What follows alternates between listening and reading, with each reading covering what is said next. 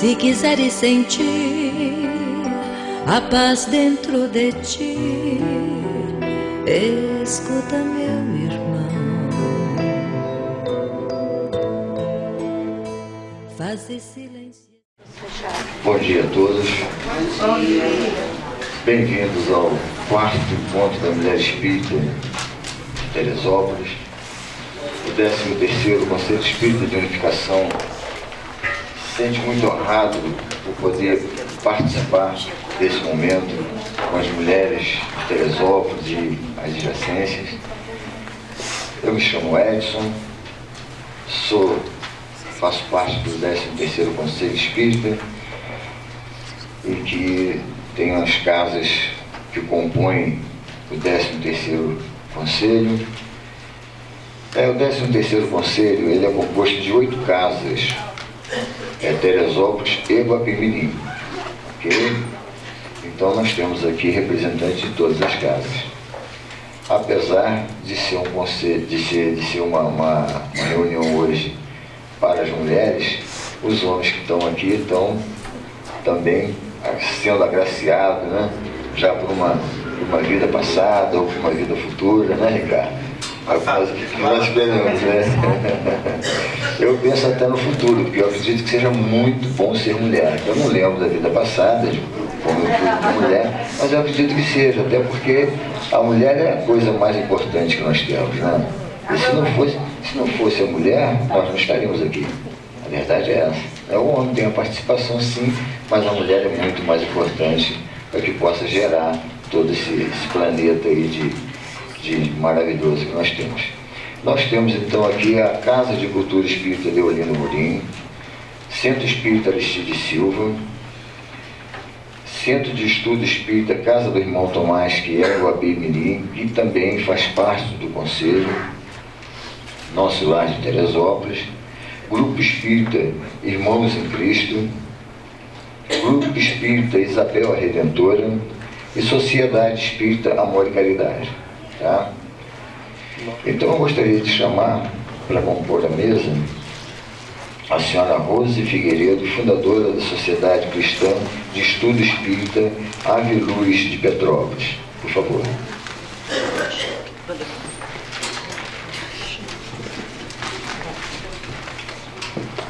Muito obrigado.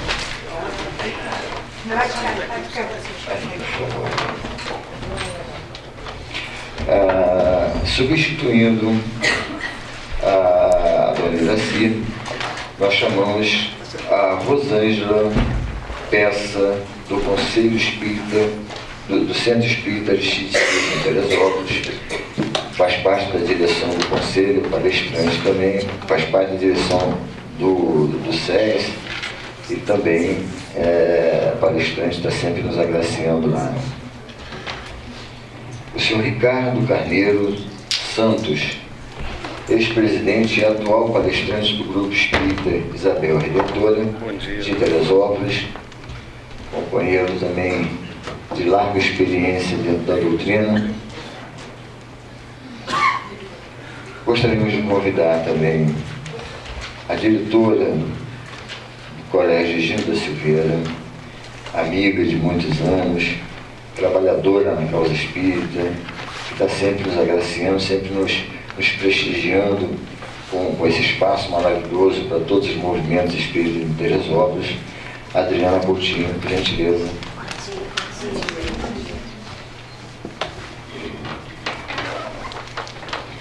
A senhora Marbil. A Marbil Rodrigues dispensa um pouco de comentários sobre ela, que eu acredito que todos conheçam, né? Eu costumo dizer que quem não conhece a Marbil conhece, né, Marbil? A Marbil é do Grupo Espírita Isabel a Redentora e também membro do Conselho Espírita, do 13º Conselho Espírita de Teresópolis, tá? A senhora Rose. A Rose é do Centro Espírita Francisco de Paula, conselheira do 13º Conselho Espírita de Unificação, dirigente do 4º Encontro da Mulher Espírita e presidente também da Casa Espírita. Então, estamos assim, compondo a mesa. Então, aqui eu vou passar a palavra à Rose, que vai dar continuidade aos trabalhos do dia.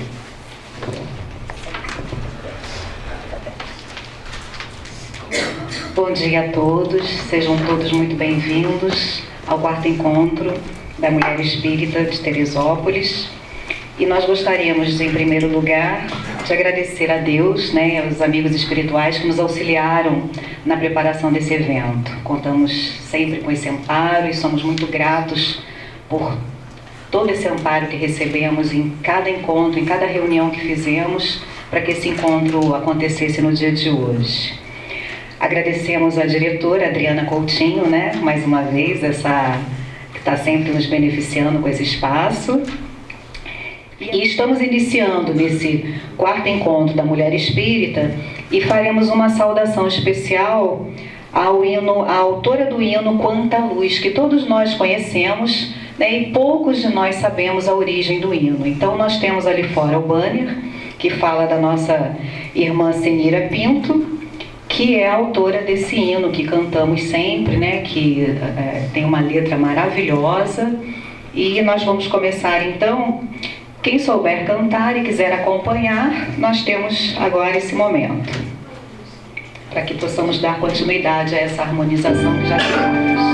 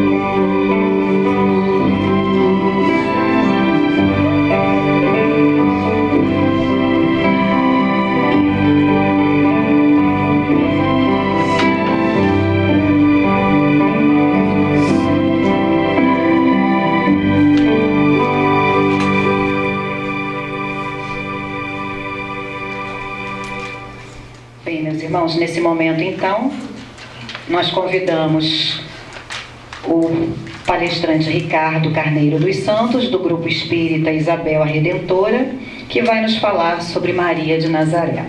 Que Jesus o abençoe.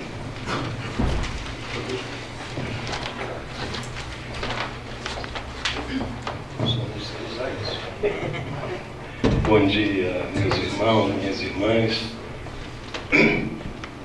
Eu quero iniciar agradecendo a oportunidade que a Marbil me concedeu, me convidando para essa palestra um bom tempo atrás, aos companheiros do Conselho Espírita de Unificação, e dizer a imensa dificuldade que eu tive, né? Porque o assunto que me foi colocado não era do meu conhecimento, não tinha muito estudo sobre isso. Então, aproveitei esse tempo para estudar, e tinha tanta fonte, tanta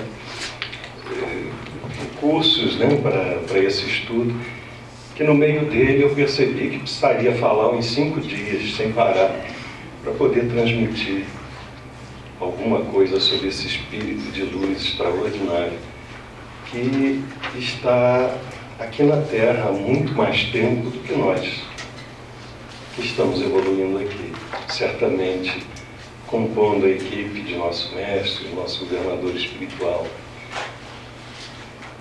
Então, muito obrigado pela oportunidade, aprendi muito e vou tentar passar um pouquinho do que eu aprendi para os meus irmãos, para as minhas irmãs. Se vocês vão me permitir, eu preciso de uma cola aqui para ver a sequência. Sim.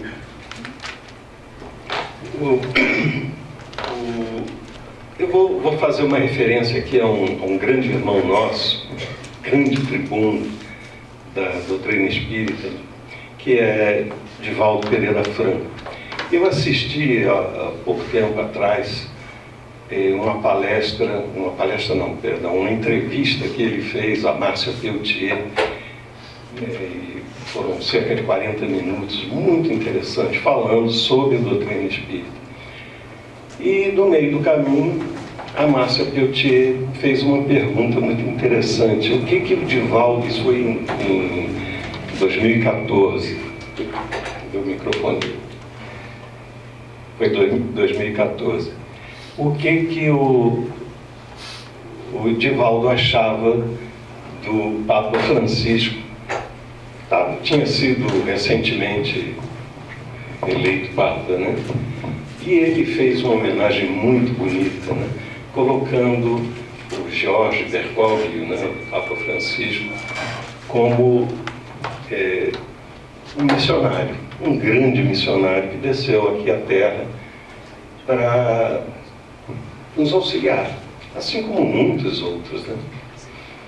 Aí nós temos um exemplo aí da misericórdia divina, da misericórdia de Deus, porque nós todos sabemos, como estudantes da doutrina espírita, né, que no plano maior da vida, o plano principal, o plano espiritual, nós todos somos separados por nossas próprias vibrações, né?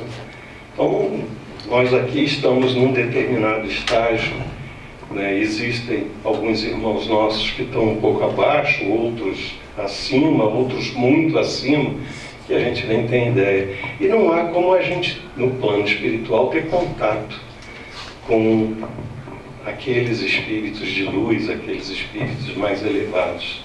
Nós não conseguimos subir tanto de vibração, assim como eles também não conseguem baixar para nos encontrar.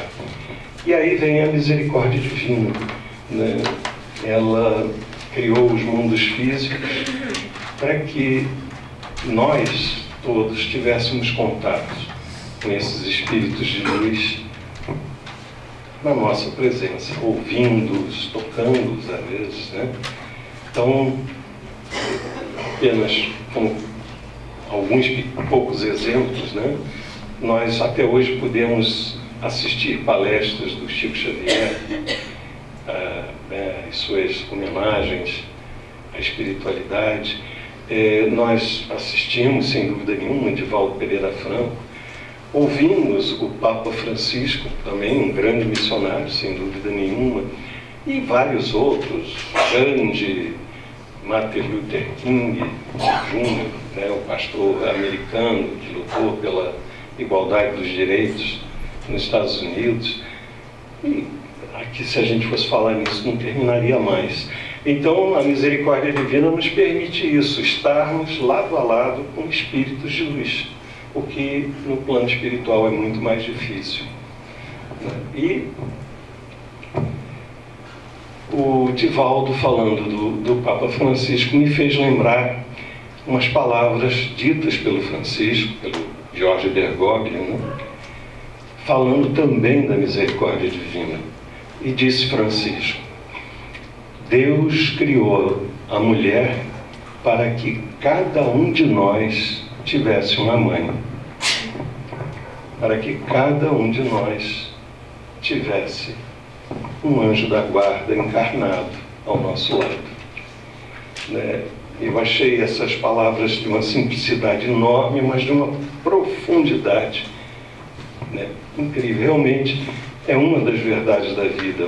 Uma delas é que a gente sabe que o nosso corpo físico, dentro de algum tempo, vai parar de funcionar e nós vamos voltar ao plano da verdade. Essa é uma das verdades que todos nós sabemos. Não há como viver para sempre nesta encarnação. E a outra verdade é essa: cada um de nós tem uma mãe, tem um anjo da guarda ao nosso lado. Então, em função dessas palavras de Francisco, desse missionário, desse ser certamente de muita luz, eu quero dizer que a inspiração para essa pequena palestra aqui são vocês, mulheres, que aqui estão. São vocês, mães biológicas, mães adotivas, mães por livre e espontânea vontade de outros filhos, enfim. Deus nos cria, nos deu inteligência, nos deu livre-arbítrio, para que a gente possa auxiliá-lo como co-criadores. Não no estágio que a gente está atualmente, nós somos aprendizes apenas, mas certamente no futuro, quando evoluirmos bem mais, provavelmente estaremos como Maria de Nazaré, auxiliando algum espírito puro, algum espírito perfeito em outros mundos a desenvolver a vida, a desenvolver a inteligência. Graças a Deus. Eu vou, de uma maneira extremamente breve, estudar um pouquinho sobre Maria de Nazaré, esse ser de imensa luz, esse anjo celestial, que certamente não evoluiu aqui na Terra, veio já com muita luz de outras paragens, de outras terras, de outros mundos, onde cresceu de uma forma fantástica. Bom, eu tentei separar aqui em três fases, rapidamente. Uma delas é a figura histórica de Maria de Nazaré. A segunda é o que era Maria de Nazaré antes da sua encarnação aqui na Terra, com uma missão extremamente nobre. E a terceira, o que é Maria de Nazaré, o espírito Maria de Nazaré hoje, e a importância dela para todos nós. Os documentos históricos todos nós conhecemos, já lemos, repassamos, mas obviamente talvez não com um objetivo focado único e exclusivamente em Maria de Nazaré. São os evangelhos, os 4 evangelhos: Mateus, Marcos, Lucas e João. Existem alguns evangelhos, evangelhos apócrifos, que citam principalmente um proto-evangelho de Tiago, bastante interessante, que fala muito de Maria de Nazaré, e curiosamente o Alcorão, o livro sagrado do Islã, que tem em Maria de Nazaré uma reverência extraordinária, um respeito extraordinário. Então, voltando ao Alcorão, o Alcorão contém 114 capítulos. Um desses 114 capítulos é dedicado exclusivamente a Maria de Nazaré. E ela é citada em diversos outros, né? Ela é muito mais citada no Alcorão do que no próprio Evangelho, por incrível que pareça. Mas vamos falar do Evangelho, não o Evangelho segundo o Espiritismo, mas os evangelhos, os 4 evangelhos que foram considerados livros sagrados, né, pela Igreja secular, né? Maria é citada apenas 22 vezes nos 4 evangelhos. Em 7 dessas citações, Maria faz alguma afirmação, alguma intervenção, né? Em outros 8, alguém chega a Maria e lhe diz alguma coisa, né? Só para que a gente possa se lembrar, isso eu acho que está na cabeça de todo mundo, né? Jesus já com seus 30 anos de idade e Maria foram convidados para uma festa de casamento, as bodas de Caná. Caná era uma pequena cidadezinha próxima de Nazaré, próxima do lago Tiberíades, né? Lago de Genezaré, né? Nazaré era um vilarejo, dizem hoje, né, os estudiosos, que não tinha mais de 600 pessoas, mas era um lugar paradisíaco, muito bonito, muito próximo do Monte Tabor, onde ocorreu a transfiguração, né, o encontro de Jesus com Moisés, né, com Elias, na presença de Pedro, João e Tiago. Mas os 2 foram às bodas e lá pelas tantas acabou o vinho. Então essa é uma das oportunidades em que Maria de Nazaré fala alguma coisa, né? E chega Jesus, avisa que acabou o vinho e Jesus responde, mas eu ainda não comecei a minha missão, né? E Maria de Nazaré, quase que como uma ordem, né, chama os funcionários, o pessoal que estava servindo lá, e pede, façam tudo que eles lhes disserem. E aí a gente conhece, né,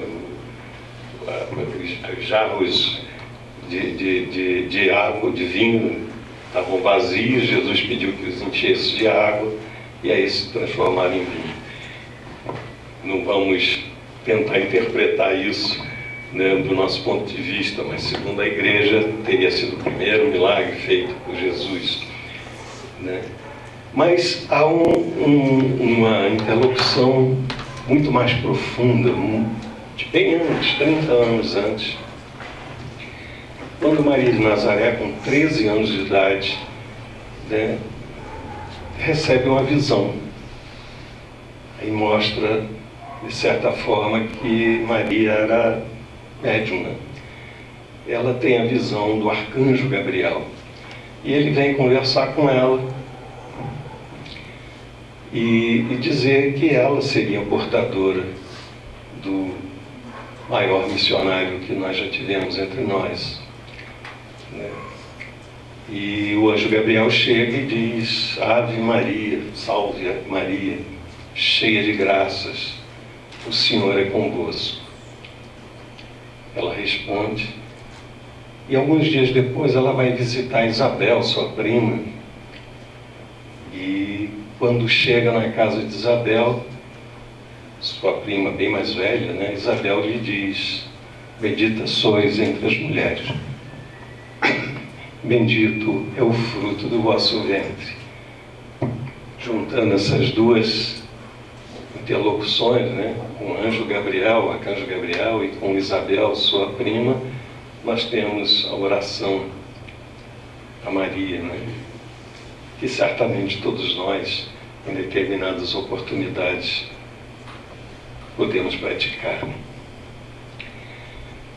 Então, Maria também é citada no Evangelho, quando Jesus, com 12 anos de idade, eles estavam em Jerusalém, e Maria e José se perderam de Jesus. E durante 3 dias procuravam Jesus e acabaram encontrando entre os sacerdotes do templo, né, E Maria repreende o menino Jesus, 12 anos, era um menino ainda, né? E Jesus responde: mas vocês não sabiam que eu estaria na casa dos meus pais, do meu pai, né? Casa do templo, casa de Deus. Enfim,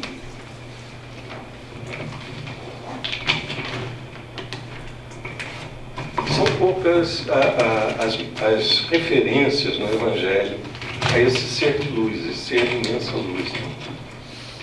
Existem alguns evangelhos apócrifos, esse que foi citado, o proto-evangelho de Tiago, que inclusive é de onde vem o nome dos pais de Maria. Acho que todos nós sabemos. Não? Não? Ana Santana. Olha, quarta-feira que vem, dia 26, né? É um dia que eu homenageio os avós, né? Dia 26 de julho. E na Igreja Católica é o dia dedicado a Ana Santana e a São Joaquim, né? Foi o nome que esse próprio Evangelho colocou como pai de Maria e avô de Jesus, né? Em algumas outras fontes, inclusive no Alcorão, Ana é a mãe de Maria e o pai é Eli, né? Numa obra mediúnica, numa obra extraordinária, chamada Maria de Nazaré, do Espírito Miramês, psicografado por João Nunes Maia, que já nos deixou, está lá nos auxiliando lá em cima, né?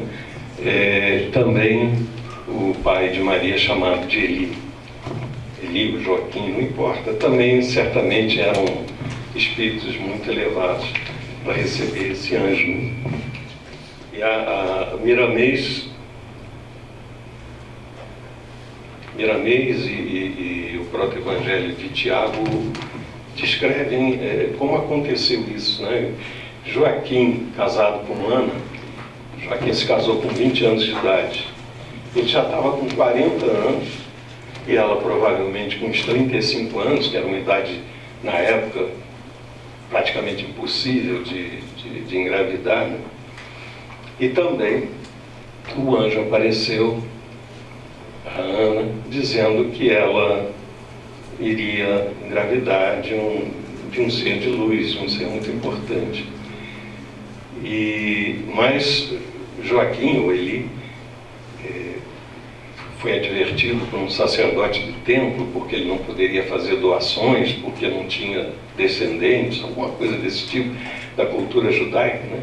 Ele ficou tão chateado que ele se afastou da comunidade onde ele vivia e ficou 5 meses afastado. Quando voltou, encontrou Ana já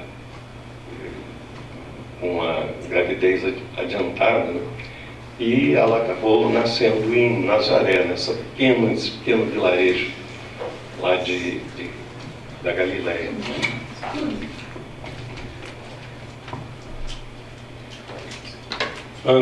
Maria de Nazaré, então, aos 3 anos de idade, segundo algumas fontes, aos 7, segundo Miramês, e Miramês afirma que tudo que ele colocou ali no livro Maria de Nazaré é verdade. Aquilo ali não é ficção, não, é verdade mesmo.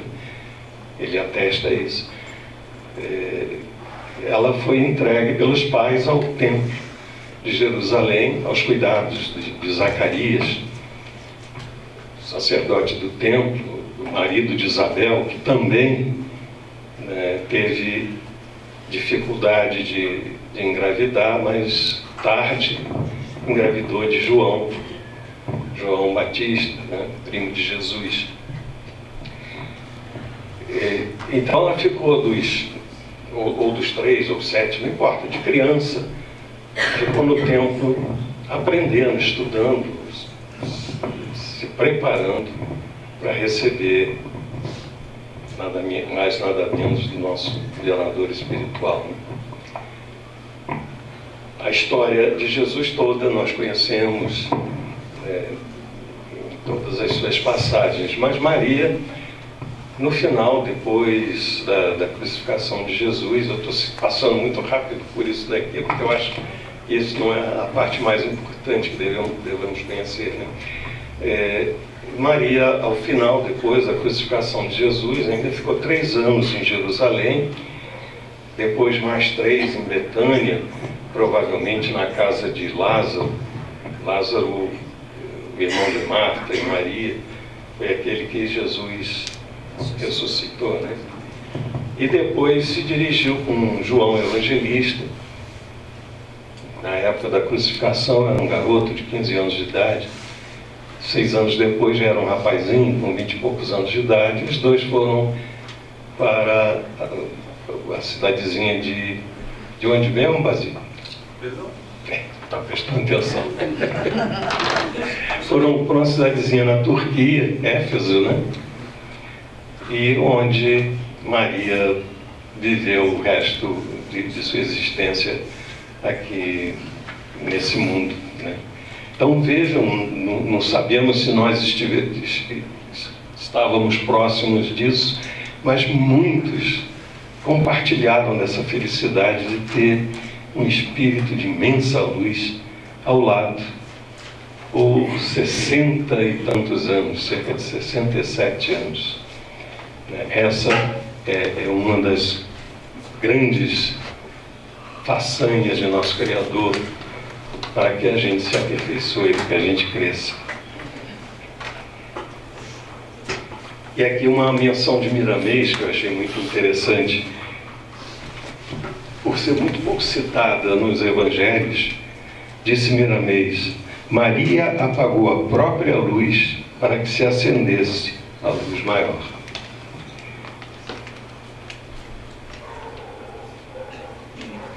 Bom, voltando ao Evangelho, né? Nós tomamos conhecimento ao longo dos nossos estudos, né, diversos... Eu vou ouvir melhor porque eu sou surdo. De diversos espíritos que fizeram, diversos personagens que fizeram parte da vida, da missão de Jesus na Terra e de Maria, obviamente, e que depois retornaram aqui ao longo das encarnações. Um deles, muito conhecido por todos nós, era Zaqueu. Jesus vinha da Galileia em direção a Jerusalém e passou por Jericó, uma cidadezinha importante, às margens do Rio Jordão, e entrou na cidade. O povo todo, sabendo, veio vê-lo, né? Já tinha uma fama muito grande, já era bastante conhecido em toda a Judéia, né? E Jesus, quando entrou, viu uma pessoa que tinha subido num sicômoro, uma espécie de figueira, né, grande, porque era muito baixinho e ele não conseguia enxergar a Jesus, né? E ele subiu na árvore para poder vê-lo. Quando Jesus passou por ele, o chamou pelo nome: Zaqueu, desça que vou pousar em sua casa. Zaqueu era cobrador de impostos. Naquela época os judeus tinham uma bronca danada com os cobradores de impostos, porque esses impostos iam para Roma, né? Não era para o desenvolvimento ali da Judéia, era para o imperador de Roma. E então os judeus ficavam revoltados com isso, tinham que pagar, e o cobrador é que pagava o pato, obviamente, né? E Zaqueu era rejeitado pela população por causa disso. Mas Jesus foi e almoçou, usou lá na casa de Zaqueu, e Zaqueu voltou. Zaqueu, a gente sabe, era o 13º apóstolo, né? Depois da crucificação, depois da morte de Judas, né? Enforcamento, Judas Iscariote, tiveram que escolher alguém para ficar no lugar de Judas. E houve uma disputa entre dois, um discípulo chamado José e Zaqueu. Só que Zaqueu aí já tinha sido mudado o nome para Matias, né? E ele foi o escolhido, era o 13º apóstolo. E nós sabemos quem era Zaqueu aqui há pouco tempo. Quem sabe? Adolfo Bezerra nasceu lá no Ceará, né?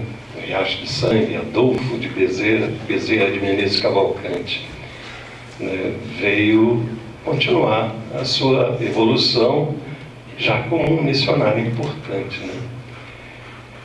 E vários outros que nós temos conhecimento, a lista é muito grande, não vale a pena citar todos, mas existiu um que era um rapaz rico que chegou a Jesus e perguntou: o que tenho que fazer para merecer o reino dos céus? E Jesus respondeu: siga as leis, faça tudo o que Moisés disse para fazer e tal. Mas isso eu já faço. Então Jesus completou: então doe tudo que tens aos pobres e siga-me. E aquele rico deu uma parada, pensou e desistiu. Mas ele aparece aqui na Terra, encarnado, em uma outra oportunidade, no século XVII, como espanhol, Fernando Miramés de Ovídio. Era um intelectual espanhol, muito religioso, né? E foi indicado pelo rei de Espanha, na época, Filipe III ou IV, e para vir ao Brasil. Na época, Portugal e Espanha tinham o mesmo rei, né? Tinham sido unificados. Então, o rei de Espanha, que era rei também de Portugal, mandou Miramés para o Brasil. E aí, o que ele fez? Ele também era rico nessa oportunidade. E aí se desfez de todos os bens na Espanha, doou todos os bens aos pobres, cumprindo o pedido de Jesus, que o Espírito reteve durante 16, 17 séculos, né? E veio para o Brasil. E aqui foi chamado pelos índios, pelos escravos, de Pai Branco, pelo amor que ele dedicou à população aqui presente. E Miramés é o mentor do querido João Nunes Maia, um grande espírito que nos deixou nos anos 90. Tem várias obras psicografadas e talvez a principal delas seja Maria de Nazaré. É um livro extraordinário, belíssimo, onde Miramés diz que o que está ali é realmente verdade, né? E não é um romance, mas é realmente verdade. E ali uma descrição belíssima do trabalho que é feito por Sofia, eles chamam de Sofia, né? Um espírito de luz que certamente compôs a equipe do Mestre, nosso governador espiritual, há milhões de anos, bilhões de anos, no desenvolvimento da vida na Terra, no desenvolvimento, no final, da inteligência dos espíritos, né? Que somos nós, né? Fomos ajudados por Sofia ao longo desse tempo todo. E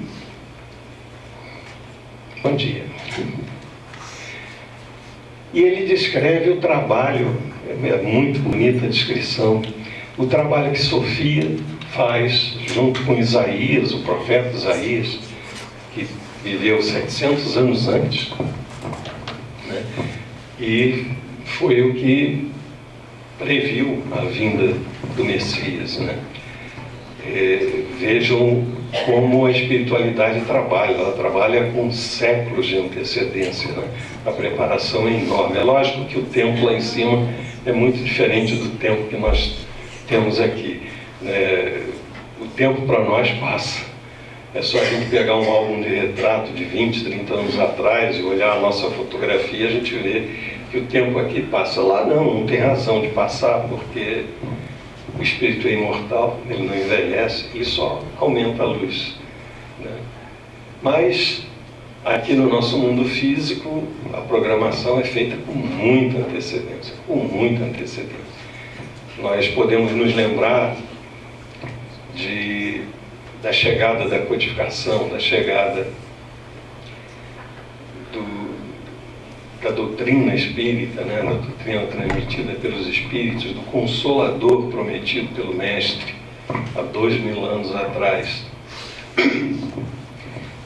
A Europa toda, onde estava a civilização talvez mais adiantada no momento, a Europa toda, os países todos eram extremamente ligados a algum tipo de religião, eram muito dependentes das religiões, né? Os países mais ao sul, Portugal, Espanha, Itália, França, eram muito ligados à religião católica. Os países mais ao norte já eram ligados ao protestantismo, né? O Martinho Lutero. E havia necessidade de se criar, de ter ali um país de expressão, de importância, para que o Consolador prometido pudesse desabrochar, né? Então, com mais de 4 séculos de antecedência, chegou entre nós Joana d'Arc, com o objetivo de libertar a França, que era dominada pela Inglaterra na Guerra dos 100 Anos, final da Guerra dos 100 Anos. E durante esses 4 séculos que se seguiram, surgiu o iluminismo na França, né? Os iluministas, surgiu toda uma nova cultura, toda uma nova luz que banhou a França, e finalmente a queda da realeza, que era ligada à religião, e a instituição de uma nova ordem política, onde a Constituição dizia que o Estado era laico, ou seja, não tinha nada a ver com nenhuma religião. Então foram 4 séculos de preparação para que o Consolador, a doutrina dos Espíritos, pudesse chegar até nós, né? Tudo isso feito lá por cima, quer dizer, 4 séculos que a gente saiba, deve ter sido muito mais. Mas eu não estou falando de Maria de Nazaré, então...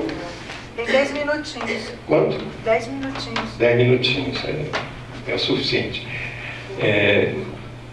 Sofia, então, segundo Miramês, faz um trabalho extraordinário junto com Isaías e junto com uma legião de anjos, de espíritos de luz, um trabalho de limpeza em toda a Judéia, né? Um trabalho de limpeza em Jerusalém, no litoral, no Mediterrâneo e, inclusive, em Nazaré, porque a atmosfera era muito pesada. Chegaram aí, inclusive, a Babilônia, né? Onde os resquícios de maldade, né? A psicosfera era muito pesada, muito cinzenta, para poder limpar toda essa região. Não é expulsar os demônios, né? Miramês deixa isso bem claro. O objetivo era realmente catequizá-los, né? Esclarecê-los da importância da luz que estaria chegando. E, finalmente, depois desse trabalho árduo e extenso, que durou bastante tempo, Sofia encarna na Terra, tendo como pais Ana e Joaquim, né? Com o nome de Maria. Esse era um trabalho anterior, um trabalho antes de ser Maria de Nazaré, e um trabalho de enorme importância. Mas vamos agora ao outro lado. Ela viveu durante 67 anos, alguns dizem isso, né? Boa parte deles no final em Éfeso, na Turquia. Depois voltou ao plano espiritual, mas não parou de trabalhar. Não trabalha incessantemente no auxílio, certamente ao nosso governador, mas principalmente a todos nós. Jesus, por uma única vez, apareceu algum ser encarnado. Lógico, nós sabemos, foi crucificado, ressuscitou ao terceiro dia, viveu durante 50 dias entre os seus discípulos, depois partiu. E uma única vez ele reapareceu. Alguém se lembra de... Oi? Desculpe. Veio buscar a Maria. Veio buscar a Maria, sim, mas veio buscar a mãe dele. Mas eu digo algum, foi a Saulo de Tarso, né, no caminho de Damasco. Saulo estava indo para Damasco para perseguir as colônias cristãs que existiam lá, e de repente estava a cavalo, jegue, sei lá, e de repente uma luz imensa, um sol de um brilho extraordinário apareceu diante dele, perguntando: Saulo, por que me persegues? E aí a conversão de Paulo de Tarso no caminho de Damasco. Paulo ficou cego por 3 dias. Foi levado até Damasco, justamente por uma dessas colôniazinhas cristãs. Foi tratado por Ananias e conseguiu recuperar a visão. E passou a ser o apóstolo dos gentios, ser de extrema importância, né?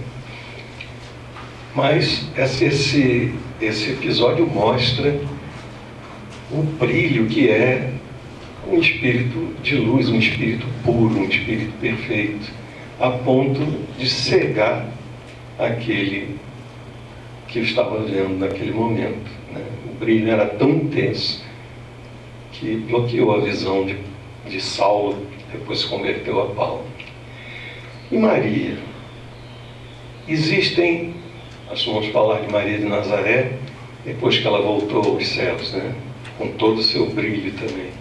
Existem mais de 2.000 aparições de Maria depois que ela desencarnou. Nós conhecemos vários, né? Fátima, Medjugorje, lá na antiga Iugoslávia, Guadalupe, no México. Tem uma porção de aparições de Maria, sempre com espírito de luz, sempre com brilho. Não tanto ainda como o sol de Jesus, mas sempre com muito brilho, né? Em tempos de crise. Oi? E em tempos de crise. Em tempos de crise, exatamente, em tempos de crise, né? Fátima, na época da Primeira Guerra Mundial, né? E na França, no século XIX, várias aparições em Lourdes, em Paris, enfim. Mas a primeira aparição de Maria, ela é a primeira e inclusive é reconhecida pela Igreja Católica. Ela é muito interessante. Ela se deu com Maria encarnada ainda. Tiago Maior, irmão de João, eram os irmãos Boanerges, ele foi encarregado pelos homens do caminho, isso alguns anos depois da crucificação, a pregar na Espanha. Nós temos aqui um companheiro que esteve lá, né, fazendo algumas vezes. Ele foi encarregado de pregar na Espanha. Então ele saiu da Casa do Caminho. Naquela época não se chamava cristão, eram os homens do caminho, né? Ele saiu de perto de Jerusalém, na Casa do Caminho, na direção da Espanha. No caminho ele passou por Éfeso, na Turquia, e foi visitar Maria, seu irmão João, que estava lá, e Maria, né? E pedir a ela a bênção para o trabalho que ele teria que fazer na Espanha. E foi até lá, isso dizem mais ou menos nos anos 40, e começou a tentar converter. Ali existiam pequenas legiões romanas, existiam alguns povoados germânicos, os romanos chamavam de bárbaros, e algumas comunidades celtas. Quando ele chegou numa cidade chamada Saragossa, né, ele conseguiu lá converter 8 personagens da cidade que eram muito importantes, eram da elite social lá da cidade de Saragossa. E numa bela noite eles estavam orando, né, a agradecendo as graças recebidas, quando os anjos começaram a cantar e carregaram num trono de luz Maria de Nazaré, que estava em Éfeso, certamente dormindo, sono profundo, né? E ali, segundo a tradição católica, né, os anjos esculpiram um pilar de mármore, né, e ela apareceu acima desse pilar e fez ali alguma orientação, agradecimento e orientação a Tiago, dizendo que ali o trabalho dele já estaria concluído, que ele deveria edificar um templo naquele lugar, né, e retornar à Judéia para cumprir o restante de sua missão aqui na Terra. E foi construído esse templo, esse pilar. Você viu ele vazio? Não. Ele existe até hoje, tem uma imagenzinha de uns 40 centímetros de Nossa Senhora, de Maria de Nazaré, né? E aí Maria de Nazaré se tornou Nossa Senhora do Pilar, que é a padroeira da Espanha. E isso, a Igreja Católica explica, isso foi um fenômeno de bilocação, ou bicorporeidade, que nós conhecemos. Mas, na realidade, foi um desdobramento, né, a pedido do Mestre, a Maria, né? Essa foi a primeira aparição de Maria reconhecida pela Igreja. São 16 aparições reconhecidas, outras 12 estão em estudo, entre mais de 2.000. Mas o mais importante de tudo é o que nos é transmitido. Já estou terminando. É o que nos é transmitido pelas obras mediúnicas, né? Principalmente Humberto de Campos, através de Chico Xavier, por Miramês, né? Uma outra fonte incrível é os 4 evangelhos de Jean Baptiste Cousteau, falam muito de Maria, né, de sua missão. E por Camilo Castelo Branco, um dos mais beneficiados pelo amor, pela caridade, pelo empenho, pelo trabalho desse ser de luz. Camilo Castelo Branco, em Memórias de um Suicida, ele descreve a sua recuperação. Nós sabemos, ele se suicidou, né?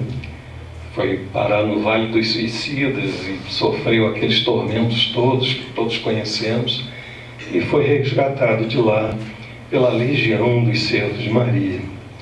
E essa descrição é belíssima no Memórias de um Suicida. Cuidado que essa legião, chefiada por Maria, tem o Hospital Maria de Nazaré, lá no plano maior da vida, lá no plano espiritual, enfim, com uma série de providências que lá estão. Isso mostra que simplesmente ela não para de trabalhar, assim como Jesus nos disse, né, deixou nos Evangelhos, que nosso Pai trabalha desde sempre até agora, e eu também, disse Jesus.